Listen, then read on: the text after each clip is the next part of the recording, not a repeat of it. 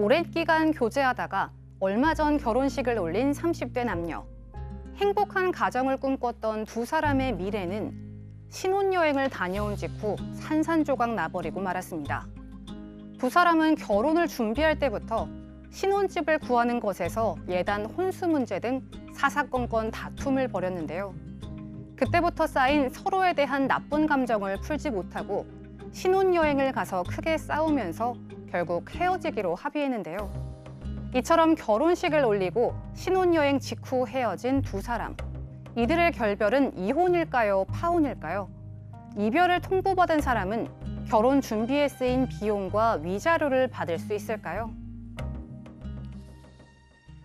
네, 오늘 사건 상담실에는요. 얼마 전 결혼식을 올린 30대 남녀의 사연입니다.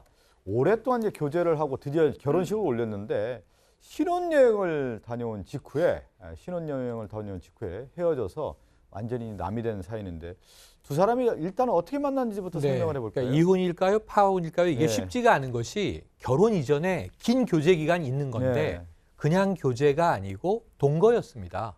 그러니까 어찌면 동거가 길게 되면 이제 사실혼이라고도 우리가 하는데 잘 들여다보셔야 됩니다. 남녀 두 사람 모두 서울에서 태어나고 서울에서 자랐어요. 그런데 이제 취업을 했는데 지방 소도시 직장에 근무하게 된 겁니다. 그러니까 이 두 사람이 지방 소도시 살기 좋았겠지만 퇴근 후에 심심했겠죠. 일만 하고 살다가. 그러다가 다른 친구의 어떤 소개로 두 사람이 만나게 됩니다. 식성도 비슷했고요. 운동을 좋아하는 것도 같았고 그리고 말도 잘 통했고 성격도 잘 맞았습니다. 그러니까 두 사람이 교제를 하면서 아니 월세 내고 생활비 들고 하는데 왜 우리가 따로따로 사나? 살림을 합치자. 굉장히 쿨한 동거를 들어갔는데요. 유럽 사람 스타일이죠. 그런데 이 두 사람이 결혼에 대한 관심은 없었던 거예요. 그러니까 살림은 합쳤고 동거를 하고 있는데 주변의 직장 동료라든가 친구라든가 친지들에게 결혼할 사람입니다. 이런 소개 없이 네. 잘 알지 못하고 두 사람 사이에서만 동거가 오랫동안 이루어졌던 거죠. 네.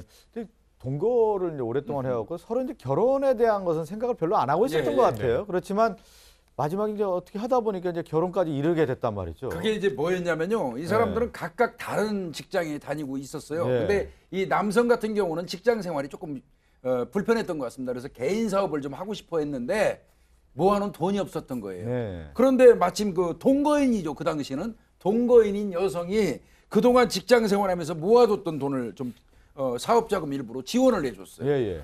그래서 이 사람은 그 여성의 도움으로 이제 조그만 가게를 차렸는데 이 남성도 열심히 일도 했고 또 운도 따라줬지만 또 이 여성도 자기 직장 생활 끝나고 나면 와서 도와주고 이렇게 했단 말이죠. 그러다 보니까 사업이 상당히 번창하게 됐어요. 그 돈을 꽤 많이 버는 것 같습니다. 그러다 보니까 이건 서로에 대한 어떤 그 확신 같은 거, 애정 같은 게 없던 게 생긴 건지 여부는 모르겠습니다만은 그래서 우리 결혼하자 이참에 이제 그래서 결혼을 결정한 겁니다. 예.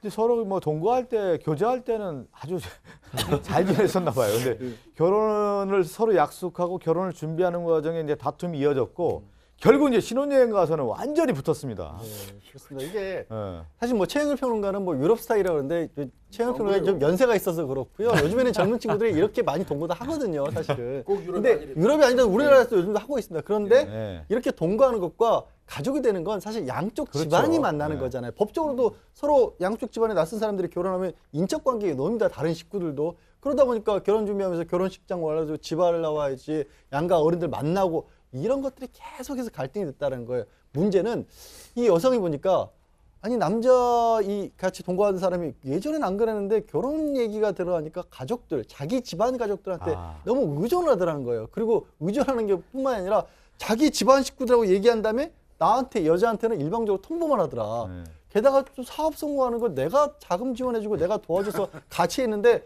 자기가 이제는 돈 많다고 집 구하는데 좀 우세로 보였던 모양입니다. 이런 것들이 계속해서 좀 앙금이 쌓이는데 그래도 넘어가려고 그랬는데 좀 그러니까 얘기하는 건 이러잖아요. 양 변호사님. 결혼을 하기 전에는 서로 결제 권한이 한 사람에게만 있는 거 아니에요. 그렇죠. 당사자가 결정하면 되는 건데 결혼할 때는 어머니도 있고 아버지도 있고 친척도 있고 그러다 보면 여러 가지 복잡한데 그걸 못 견뎠는데 이렇게 이제 다툼이 일다 신혼여행 가서는 야, 얼마나 이거- 싸웠길래 남편이 그냥 짐 싸가지고 왔어요. 이게 남성이. 말이 되나, 이게? 근데 사실 결혼하기 전에 여성도 많이 고민을 했다고 합니다. 이 결혼을 깨야 될까라는 생각을 했었는데 깰 용기도 없고 사람들이 막 하기에 혼수 준비할 때 많이 싸우고 그러니까 그냥 참고 하라라는 말을 새겨 들으면서 다시 한 번 또 남자친구를 믿고 싶은 마음에 그냥 결혼을 깨지 않고 결혼을 했습니다. 근데 그때 다 앙금을 풀지 않고 한 상태였기 때문에 신혼여행 가서 아마 크게 다퉜나 봅니다. 근데 여기서 남자친구가 큰 실수를 합니다. 화가 났다고 짐 싸서 바로 한국으로 그냥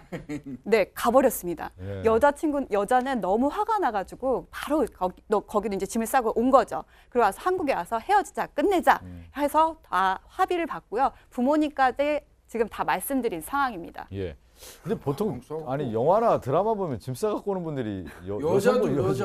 여성분들이 좀 많았던 것 같은데. 이 사람은요, 이 여성 측에서 사업 자금을 도와준 거에 대한 어떤 그 위세라고 생각해서 자격지심이 있었던 것 같아요. 그런가요? 그러면 이제 일단은 네.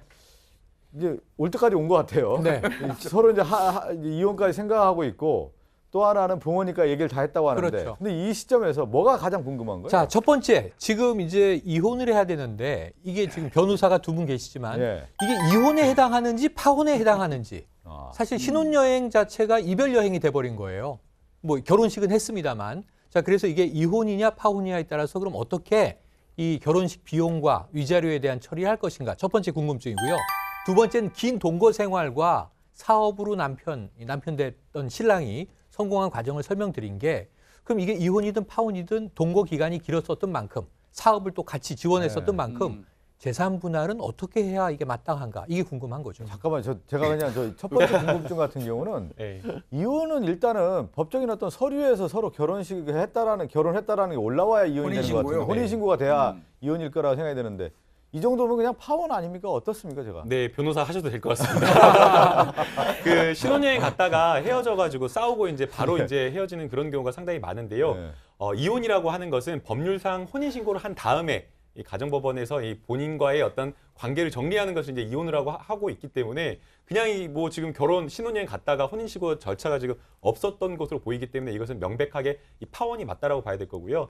이 파혼인 경우에 일방적으로 잘못을 한 그러니까 혼인 파기에 책임이 있는 사람에 대해서 위자료도 청구를 할 수가 있고 그다음에 이제 혼인하는 과정에서 여러 가지 비용이 들어가잖아요. 그런 비용도 상대방에게 청구를 할 수 있고 또 그다음에 가장 큰 문제가 예물이나 이런 것들을 서로 예단이나 이런 것들을 주고받는데 이 예물이나 예단의 성격이라고 하는 것이 결혼을 약속하는 증거금입니다. 그러니까 결혼이 깨지게 되면 이것을 서로 돌려줘야 되는 문제도 생길 수 있기 때문에 예. 파혼으로 지금 이것은 봐야 될 것 같습니다. 그 김남훈 변호사가 뭐 변호사에도 된다고 하는데 서당계 3년이 뭐 한다고 하잖아요. 이 사건만 한 3년 하면 남녀관계 웬만한 거 알게 되는 거예요. 그렇게 되는 거죠. 근데 결혼 갔다가 이제 와가지고 이제 궁금증 하나가 뭐냐면 이 결혼식 비용도 있고 예를 들어 이혼한다고 하면 여자 입장에서는 상당히 이제 황당하고 뭐 위자료 같은 경우도 있고 그런 것들에 대한 소송은 다 할 수가 있는 건가요, 그러면? 그러니까 조금 전에 네. 이제 김남욱 변호사 말한 것처럼 이거는 파혼으로 봐야 되고 파혼도 역시도 이게 요즘에 약혼식이라는 걸 따로 안 하니까 약혼 해제라고 파혼이나 이런 게 손해배상이 가능할까라고 생각할 수도 있는데 그냥 결혼하지 약속만 두 사람끼리 해도 약혼인 예. 겁니다. 그렇기 때문에 파혼이 되면 약속을 어긴 데 책임 있는 사람이 손해배상을 해줘야 되는 겁니다. 그게 예. 위자료가 되는 거고요. 그 결혼식을 치르기 위해서 식장 비용 같은 거 뭐 이렇게 청첩장 돌리는 비용 같은 거 하다못해 웨딩드레스 빌렸던 비용 이런 거 다 청구할 수가 있는 겁니다. 예. 결국 이 사건으로 돌아가서 판단을 해야 되는데 대개는 소송을 제기하시는 분들이 내가 잘못이 없고 상대방이 잘못이 있다라고 하는 그렇게 생각하는 경우가 많습니다. 그렇죠, 그런데 그렇죠. 예. 법원으로 가게 되면 상대방이 상대방이 받아들인 어떤 것이나 아니면 또 주장하는 내용이 완전히 다릅니다. 그래서 법원에서의 판단은 어느 일방이 확실하게 잘못했다라고 판단하는 경우가 많지가 않고요. 그래서 이제 조정으로 가서 해결하라고 하는 경우가 많고 만약 그렇지 않은 경우에는 이 파혼에 대해서 양쪽이 다 책임이 있다라고 하는 그렇게 판단을 내리는 경우가 많습니다. 예, 이 예. 경우도 지금 남자가 먼저 이렇게 짐을 싸가지고 와가지고 그러네요. 이런 부분은 굉장히 남자한테 굉장히 불리한 측면이 있고요. 예. 그러나 지금 이제 상담을 주신 거는 여자분이 또 주신 거기 때문에 남자의 또 입장을 들어보면 이 파혼에 대한 책임 여부는 조금씩 달라질 수가 어쨌든 있을 그 것 같습니다. 책임의 소재에 따라서 위자료 청구 소송은 서로 달라질 수가 있다라고 좀 봐야 되는 거고. 이제 두 번째 궁금증 같은 경우 이거잖아요. 동거 기간에 여성이 돈을 빌려줘서 사업을 일궜고 상당히 잘 됐다는 거 아니에요? 그랬을 경우에 재산 분할 같은 경우 어떻게 되는 겁니까? 일단 동거이기 때문에 사실혼이 네. 아니기 때문에 사실혼이라면 재산 분할도 할 수가 있지만 동거기 때문에 재산 분할이라는 개념 자체가 들어갈 여지가 없어요. 네. 이 경우에는 이게 돈의 성격이 뭐였느냐, 증여였느냐, 아니면 투자였느냐, 투자 약정이었느냐, 아니면 두 사람이 같이 또 조합 형태로 해서 우리 왜 친구들끼리도 이렇게 이거 잘 되면 나눠 갖는다 이런 약속을 하고 들어가는 경우도 있지 않습니까?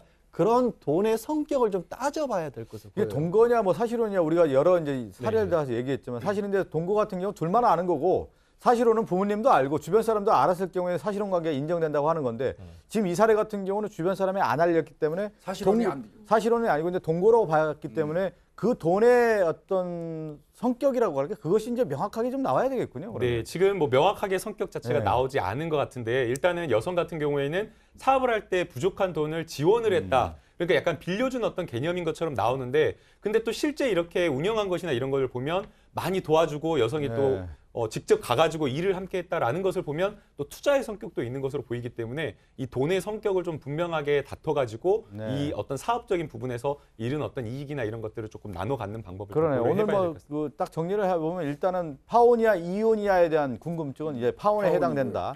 그래서 그 책임의 소재에 따라서 위자료 청구 소송을 할 수 있다. 이렇게 정리를 할 수가 있겠고 재산 분할에 대한 부분은 사실혼 관계가 아니기 때문에 이 돈의 어떤 성격을 먼저 명확하게 규정을 한 이후에 소송을 준비해야 된다. 이렇게 좀 말씀을 드려야 되겠군요. 다음 함께 사는 세상으로 가겠습니다.